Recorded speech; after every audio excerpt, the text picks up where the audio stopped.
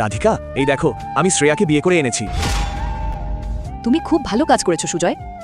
আজকে থেকে এই বাড়িতে শুধু শ্রেয়া থাকবে, তুমি থাকতে পারবে না। ঠিক আছে, আমি আজকেই চলে যাব। তো এখনো দাঁড়িয়ে আছিস কি জন্য? এখনই চলে যা।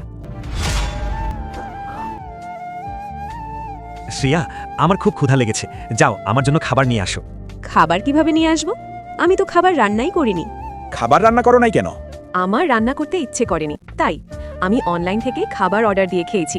শ্রেয়া, তুমি পাগল হয়ে গেছো। আমি তোমার জন্য কত কষ্ট করতেছি, আর তুমি আমাকে রান্না করে খাওয়াতেও পারবে না? তুমি কি আমাকে তোমার এক্স বউ রাধিকার মতো পেয়েছো, যে তোমাকে রান্না করে খাওয়াবো?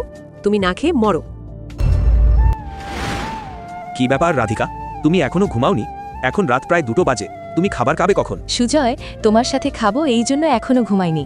আজকে আমি তোমার ফেভারিট খাবার বিরিয়ানি রান্না করেছি। আচ্ছা চলো, এখন খাবো।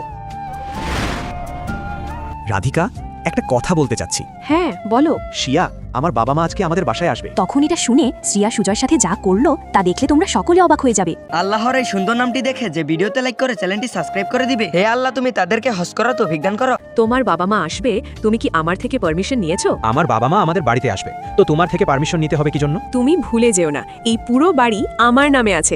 বেশি কথা বললে তোমাকে ঘাড় ধাক্কা দিয়ে বাড়ি থেকে বের করে দিব।